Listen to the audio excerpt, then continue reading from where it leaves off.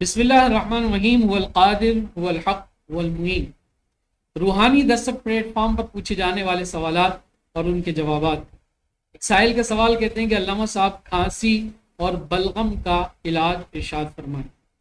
اس کے لیے انتہائی آسان علاج ہے کہ 3 گرام دار چینی لے لیں اور 30 گرام شہد میں اس کو ملا کر رکھ لیں، اور اس کے بعد یہ جو بھی مریض ہے جس کے ساتھ کھانسی کا مسئلہ ہے، بلغمی کھانسی ہے یا خشک کھانسی ہے، دونوں کے اندر اس کو استعمال کر سکتے ہیں۔ تو دن میں 2 دفعہ انگلی سے چٹا دیا کریں تو انشاءاللہ العزیز سینے کی جلن بھی ٹھیک ہوگی، کھانسی اور بلغم بھی ختم ہوگا۔ خاص طور پر یہ بچوں کے لیے بہت ہی مجرب نسخہ ہے۔ دوبارہ بتا دیتا ہوں، 3 گرام دار چینی اور 30 گرام شہد لے لیں، اس کو ملا لیں اور دن میں 2 مرتبہ اس کو چٹائیں تو انشاءاللہ بچوں کو بلغمی کھانسی سے نجات ملے گی۔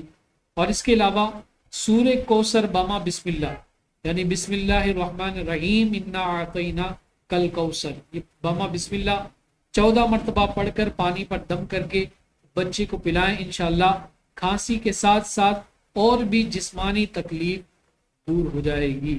اللہ تعالی ہمیں عمل کی توفیق عطا فرمائے اور ہمارے بچوں کو صحت کلی عطا فرمائے۔